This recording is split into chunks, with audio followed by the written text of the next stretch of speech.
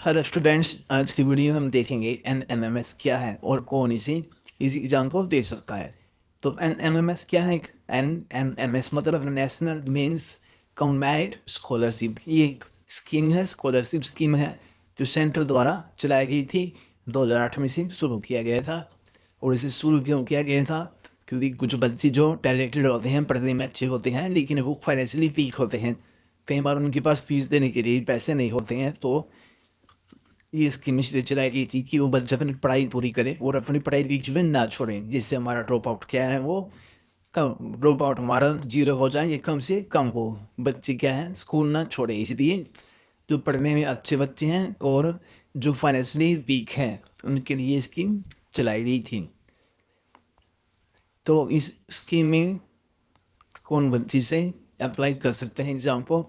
तो जो बच्चे इस टाइम करंट सेशन में 8वीं कक्षा में पढ़ रहे हैं, अगर आप 8वीं कक्षा में पढ़ रहे हो और आप गवर्नमेंट स्कूल से हो, गवर्नमेंट एडेड स्कूल से हो या लोकल स्कूल बॉडी से हो, तो आप इस एग्जाम को फिल कर सकते हो। अगर आप केंद्रीय विद्यालय से हो या आप सैनिक स्कूल से हो या प्राइवेट स्कूल से हो, तो आप इस एग्जाम को नहीं दे सकते, आप अप्लाई नहीं कर सकते हो। क्यों? सिर्फ गवर्नमेंट स्कूल के बच्चे इसे अप्लाई कर सकते हैं और जो इस समय 8वीं कक्षा में है। और क्या क्या क्राइटेरिया है इसका? जो बच्चे जो 8वीं कक्षा में है और जिन्होंने पिछले साल 7वीं कक्षा पास की थी, तो उनके 7वीं कक्षा में जो मार्क्स है, जो नंबर है, वो कम से कम 55% होने चाहिए। 55% के लिए जो बच्चे जनरल हैं या ओबीसी हैं, तो उनके लिए 55%। और जो बच्चे SC या ST में आते हैं, उनके लिए 50%, यानी कि 5% की छूट है। तो जनरल ओबीसी के लिए 55% और SC ST के लिए 50% सातवीं कक्षा में नंबर होने चाहिए। अगर आपके सातवीं कक्षा में 50 SC ST के लिए और बाकी के लिए 55% से या ऊपर नंबर है, तो आप इसे अप्लाई कर सकते हैं। और दूसरी कंडीशन क्या है? साथ ही की जो इन फैमिली इनकम है वो 3.5 लाख से कम होनी चाहिए। अगर 3.5 लाख से ऊपर है तो आप इस फॉर्म को नहीं भर सकते हो। ठीक है, तो वो इसमें क्या है, सिलेक्शन कैसे होती है? इसमें इसमें एक एग्जाम आएगा, उसके 2 पार्ट होंगे।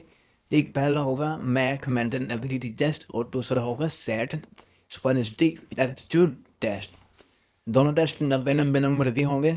90 क्वेश्चन होंगे, इसलिए नहीं 90 क्वेश्चन होंगे। एक क्वेश्चन 1 मार्क्स का है, तो 90 मार्क्स का एक पेपर हो गया, एक पार्ट उसका। और एक मिनट का है, तो कितनी देर का हो गया? 90 क्वेश्चन 90 मार्क्स और 90 मिनट।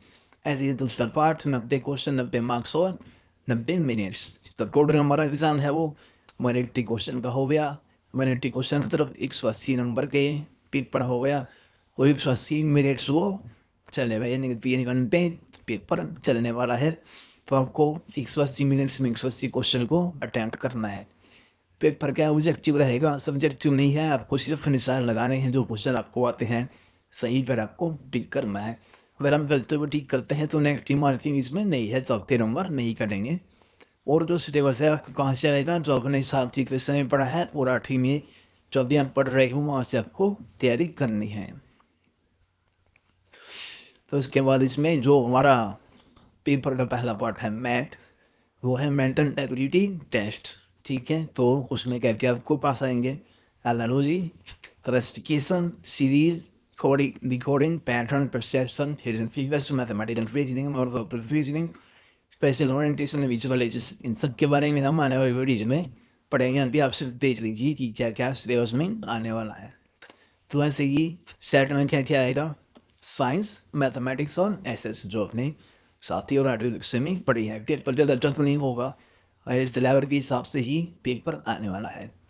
तो उसके बाद मान लो पेपर आपने पास कर लिया, तो स्कॉलरशिप आपको कितनी मिलने वाली है? तो 8वीं कक्षा में भी आप हो, अगले साल आप 9वीं में हो जाओगे, तो 9th क्लास से आपकी स्कॉलरशिप शुरू हो जाएगी और आपको 1,000 रुपये पर मंथ के हिसाब से 12,000 रुपये हर साल आपको मिलेंगे। और ये 4 साल तक मिलेंगे। मतलब अगर आप 4 साल तक दे लेते हो तो आपको 48,000 रुपये आपको मिल जाएंगे।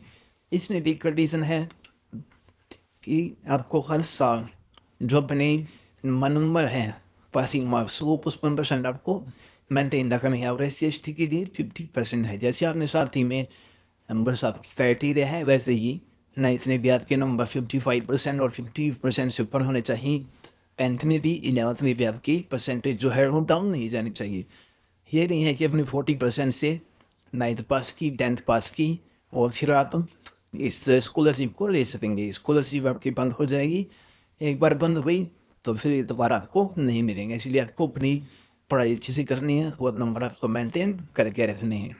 और आपको डेली अटेंडेंस भी आपकी रेगुलर होनी चाहिए स्कूल में, और आपका व्यवहार स्कूल में ये नहीं कि आप अच्छी से पढ़ाई कर रहे हो, तभी स्कॉलरशिप आपको मिलती रहेगी। और एग्ज़ाम कब हम फील कर सकते हैं, ये लगभग हर एक राज्य में, इंडिया के हर एक राज्य में ये अक्टूबर से दिसंबर के बीच में अप्लाई हो जाता है। और इसका जो एग्ज़ाम है वो भी नवंबर या दिसंबर के शुरू में ले लिया जाता है। तो NST पोर्टल है, अगर आप अप्लाई करना चाहते हैं तो जिस भी आप स्टेट में हैं आप देख सकते हैं NSP पोर्टल। जैसे आप हरियाणा से हैं तो हरियाणा, उत्तराखंड से हैं तो उत्तराखंड, झारखंड से हैं तो आप लिख सकते हैं झारखंड। उसी स्टेट का आपको लिंक मिल जाएगा और वहाँ जाकर आप अप्लाई कर सकते हैं। अप्लाई करते टाइम आपको किस किस चीज़ की डॉक्यूमेंट्स की जरूरत पड़ेगी। आपके पास इनकम सर्टिफिकेट होना चाहिए, क्योंकि आपकी इनकम 3.5 लाख से कम होनी चाहिए। आपके पास अपने 7th की मार्कशीट होनी चाहिए, जिससे पता चलेगा आपके कितने मार्क्स हैं। और आपके पास कास्ट का सर्टिफिकेट होना चाहिए, इससे आपकी कास्ट वेरीफाई हो गया। और आपके पास ये तीनों नहीं है तो पहले इन तीनों को बनवा लीजिए ताकि आप फॉर्म भर सकें। उसके बाद आपको क्या क्या जरूरत पड़ने वाली है, फॉर्म भरने के बाद आप एक बार उसका रिपोर्ट अपने ले लीजिए। सबमिट करने के बाद फिर कन्फर्मेशन फिर अपने पास आ रही है, ताकि फ्यूचर में आपको कोई दिक्कत न आए। उसके साथ साथ आपको किस किस चीज़ की आपके पास डॉक्यूमेंट्स होने चाहिए पहले की, और बाद में भी आपको जरूरत पड़ेगी। इनकम सर्टिफिकेट, 7th की मार्कशीट, आधार कार्ड आपके पास जरूर होना चाहिए जो आप फॉर्म भरोगे। और आधार कार्ड में जो डिटेल है उसके हिसाब से ही जो उसमें नाम है वही आपको भरना है। कास्ट सर्टिफिकेट आपके पास होना चाहिए। पर डिसेबल कोई बच्चा डिसेबल है तो डिसेबिलिटी सर्टिफिकेट भी होना चाहिए। और बैंक की पासबुक आपको आपके पास होनी चाहिए। अगर अभी अब तक खाता नहीं खुला है तो आपको अपना अकाउंट ओपन कराना होगा, और पासपोर्ट साइज फ़ोटो आपके पास होनी चाहिए। उसके बाद वही कि इसमें आपको 4 साल तक बेनिफिट मिलते रहेंगे। और ये बहुत ही अच्छी स्कीम है, अगर आप पढ़ने में अच्छे हैं तो आप इसका फ़ायदा जरूर उठाएं।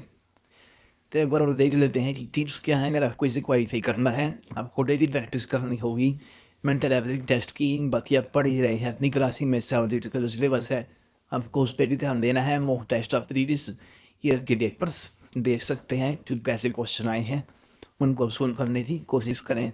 और अपना टाइम मैनेज करें, तो आपको खेलना भी है, स्कूल में जाना भी है और आपको तैयारी भी करनी है, तो अपने टाइम को मैनेज करें। वो कंसिस्टेंट रहें, कॉन्फिडेंट रहें, तभी आपके अच्छे नंबर आ सकते हैं। अगली वीडियो में हम देखेंगे कि क्या क्या सिलेबस है और कितने मार्क्स आपको पास होने के लिए चाहिए।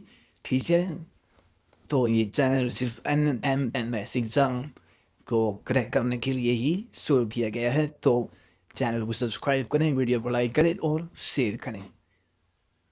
Thank you.